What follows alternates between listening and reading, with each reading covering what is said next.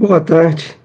É chegado aí o momento de começarmos as nossas reflexões sobre o estudo da série psicológica de Joana de Ângeles. E vamos hoje dando prosseguimento no capítulo Maturidade Psicológica. Nós iremos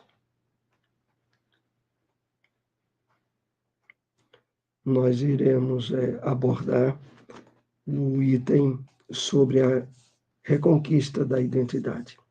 Então, o livro é O Homem Integral, o qual nós indicamos muito a leitura e vamos procurar trazer alguns pontos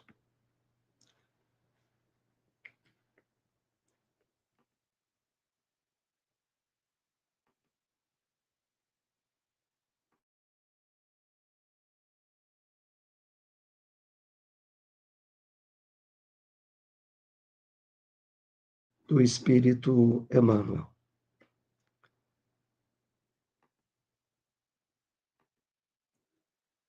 Do livro Evangelho comentado por Emmanuel, as cartas de Paulo aos Gálatas, capítulo 5, versículo 13. A mente humana, antes do contato com o Cristo, o divino libertador, padecia milenárias algemas de servidão. Devemos, pois, ao Senhor a felicidade de nossa gradativa independência para a imortalidade. Então, desse parágrafo que separamos, vamos aqui fazer algumas reflexões. É interessante quando Emmanuel nos adverte que antes do contato com o Cristo, o divino libertador, a mente humana padecia milenárias algemas de servidão. Como assim? De fato, foi a partir do despertar para os objetivos espirituais da vida, para o reino dos céus, como Jesus nos apresenta no Evangelho, que fomos chamados a dar os primeiros passos em direção à libertação da supremacia do ego, da servidão espiritual, às satisfações puramente instintivas e à busca ilusória de segurança no campo material. A partir da nossa sensibilização ao Evangelho de Jesus, nós começamos a nos libertar dessas algemas. E por isso mesmo, continua Emmanuel, devemos, pois, ao Senhor a felicidade de nossa gradativa independência para a imortalidade. Porque, de fato, em termos de felicidade verdadeira, só aquela que começa a se estabelecer a partir da supremacia do nosso espírito sobre o ego e sobre todos os campos inferiores da matéria. Por isso, Emmanuel coloca assim: gradativa independência para a imortalidade. Porque nós ainda continuamos com a necessidade de um trabalho diário, um trabalho, ao mesmo tempo, de despertamento do nosso eu profundo, de burilamento íntimo, de superação de vícios e tendências que trazemos desse passado de escravidão, ou melhor, de servidão espiritual, para o qual o Cristo, o divino libertador, nos deu a oportunidade dessa libertação a partir da nossa sensibilização aos postulados do Evangelho. Vamos então para o nosso tema, a reconquista da identidade. E logo no primeiro parágrafo desse tema, Joana traz para nós o seguinte: a imaturidade psicológica do homem leva-o a anular a própria identidade, em face dos receios em relação às lutas e ao mundo nas suas características agressivas. A timidez confunde-o, fazendo que os complexos de inferioridade lhe aflorem.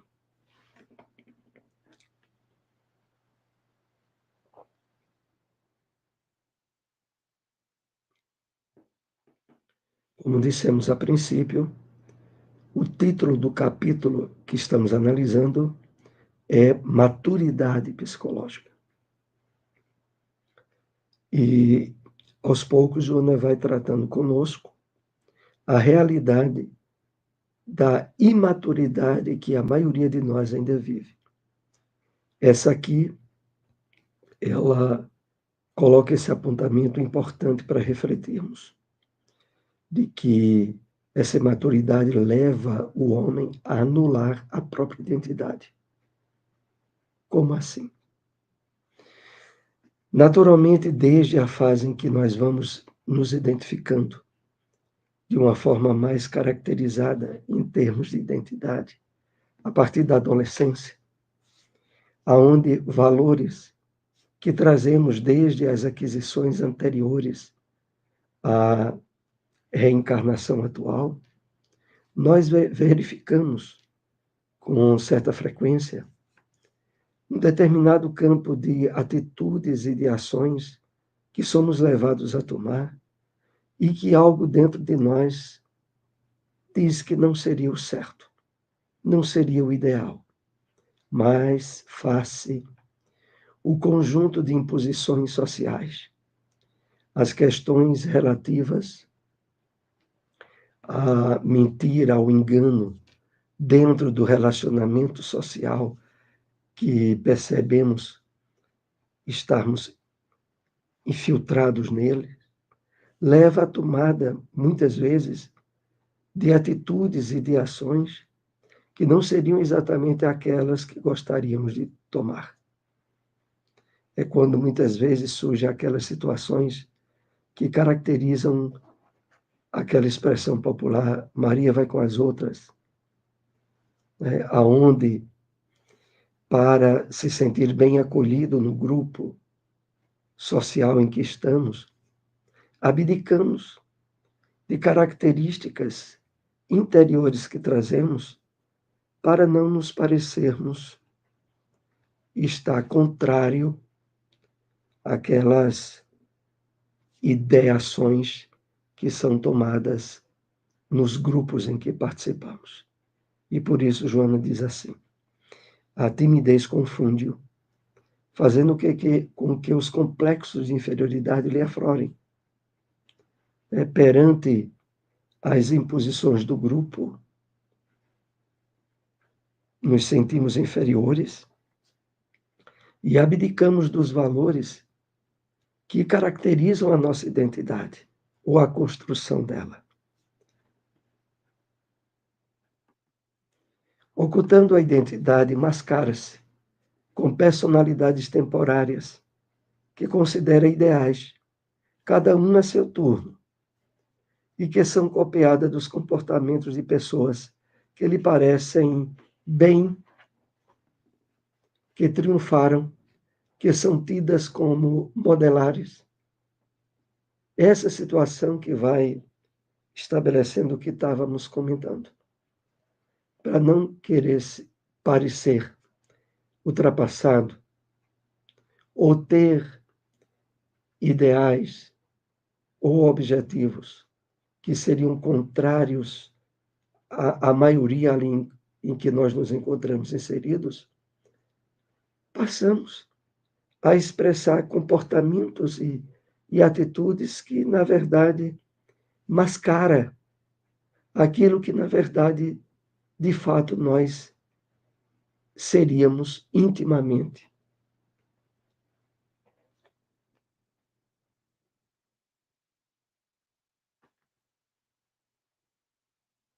Vulnerável aos acontecimentos do cotidiano, sem identidade, é pessoa de difícil relacionamento, vez que tem a preocupação de agradar, não sendo coerente com a sua realidade interior, e mutilando-se psicologicamente, abandona compromissos, situações e amizades que lhe parecem desinteressantes. Então, todo esse campo de estabelecimento de uma falsa identidade, claro que isso vai se tornando mais complicado à medida que os anos vão se passando e a pessoa não consegue ter um padrão de valor com o qual intimamente se identifica e lutar para expressar ele no convívio social. E aí, voltando aqui ao texto, Joana diz: vez que tem a preocupação de agradar os outros, passa a não ser coerente com a sua realidade interior.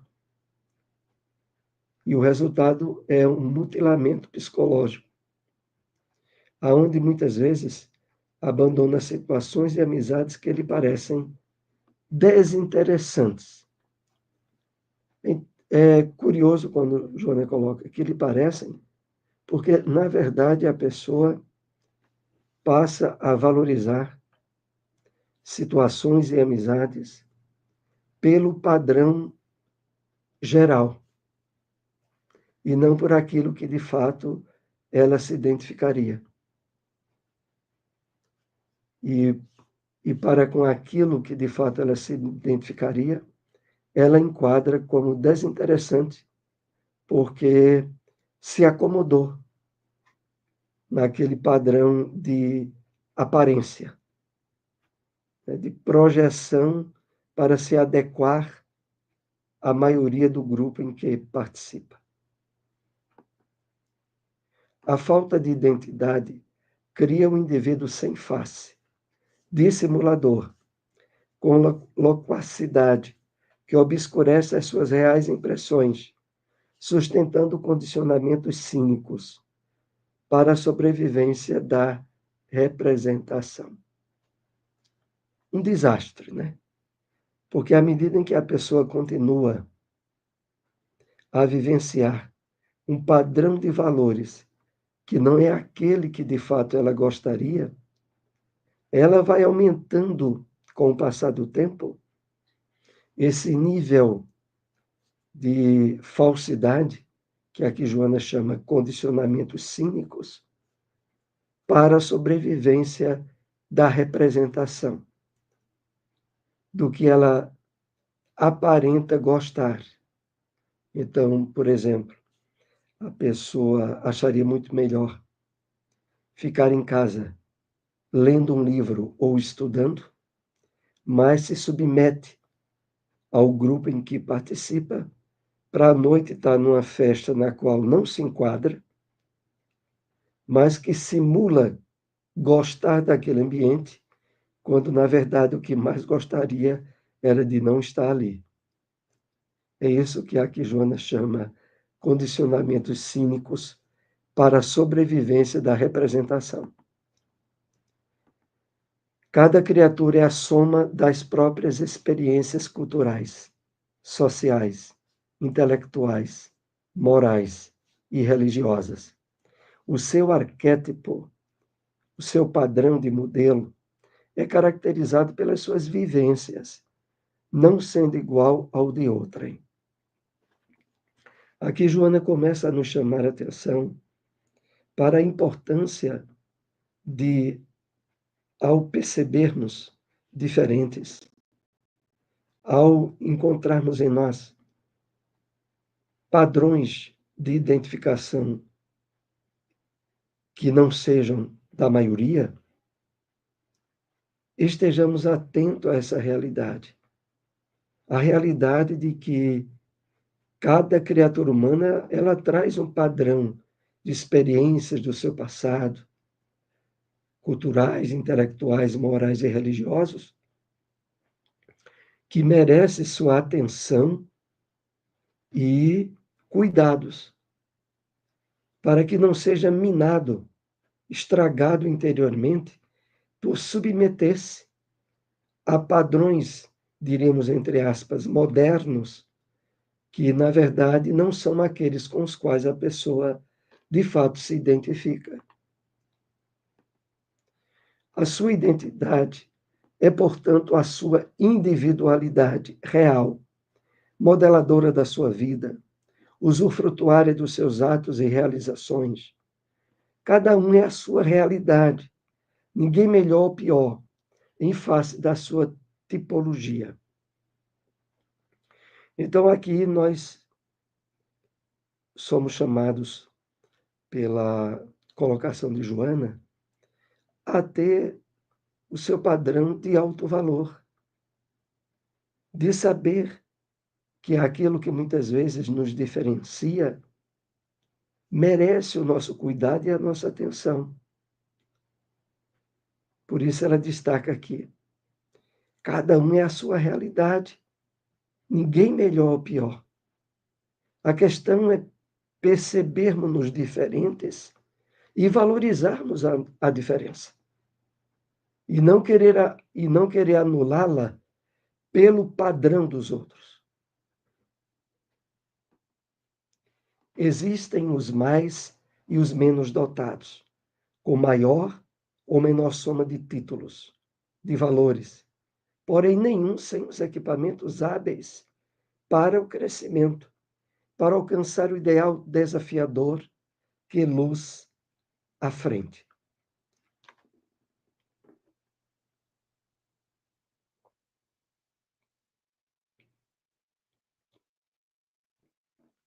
Reconhecer que temos características particulares, algumas melhores, outras não, mas que fazem parte da nossa caminhada evolutiva. E ter consciência de que todos nós estamos habilitados ao crescimento, ao aperfeiçoamento. E que, naturalmente, é indispensável autovalorizarmos para não submeter a nossa individualidade, a nossa identidade, ao padrão que vem imposto muitas vezes por uma maioria, que em determinados aspectos a gente não se identifica.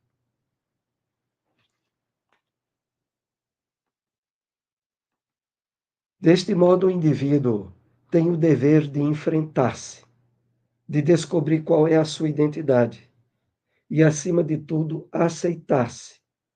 A aceitação faz parte do amadurecimento íntimo, no qual os inestimáveis bens da vida assomam a consciência.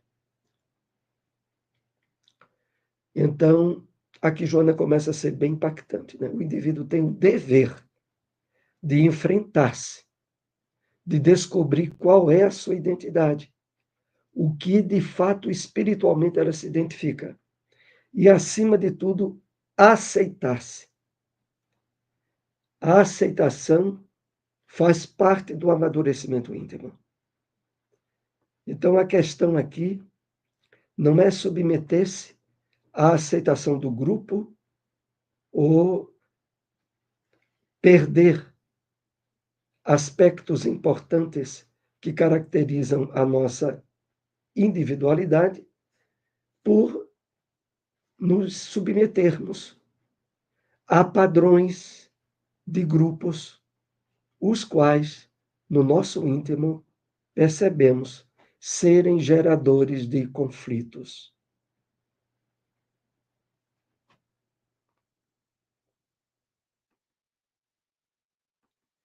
O descobrir-se que a própria identidade é única, especial, em decorrência de muitos fatores, favorece a manutenção do bem-estar íntimo, impedindo fugas atormentantes e inúteis.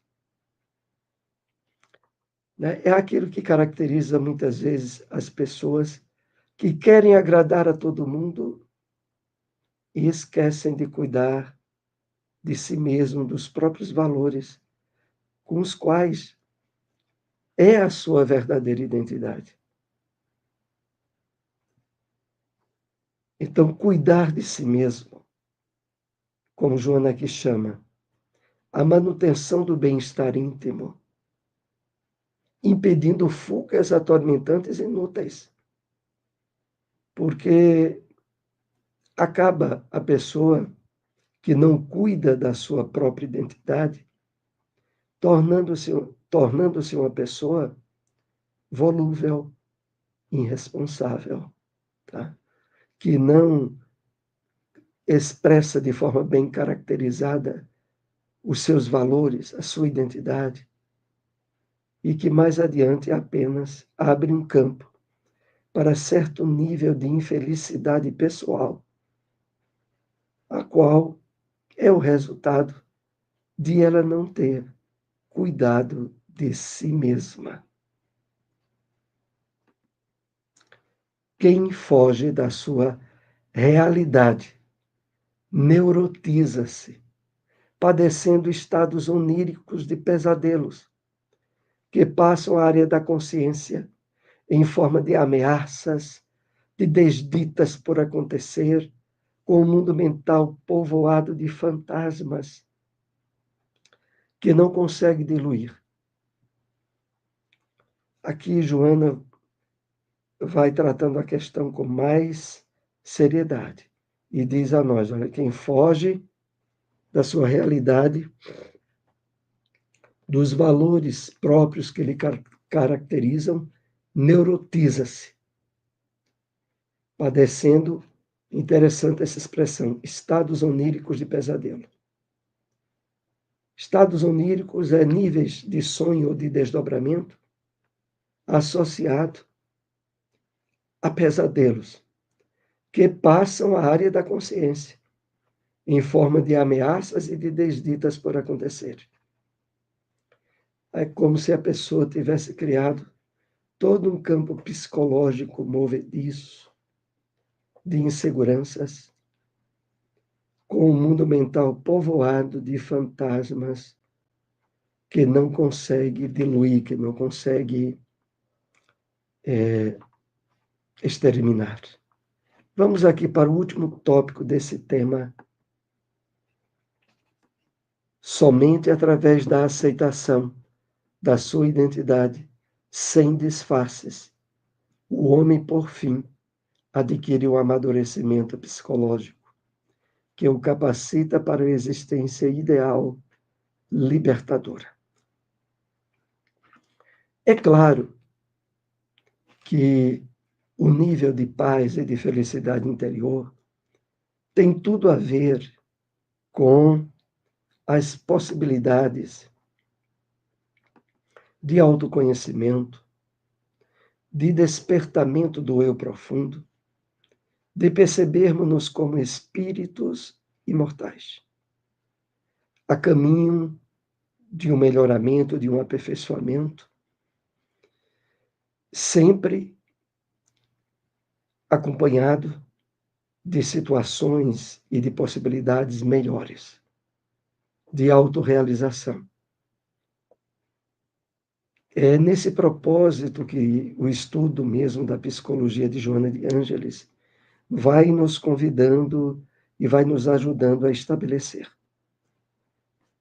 Imprescindível, voltamos a frisar, o autoconhecimento, o autodescobrimento, a percepção espiritual de si e da vida, que é, diremos, a dádiva maior que recebemos desde a nossa aproximação da revelação espírita.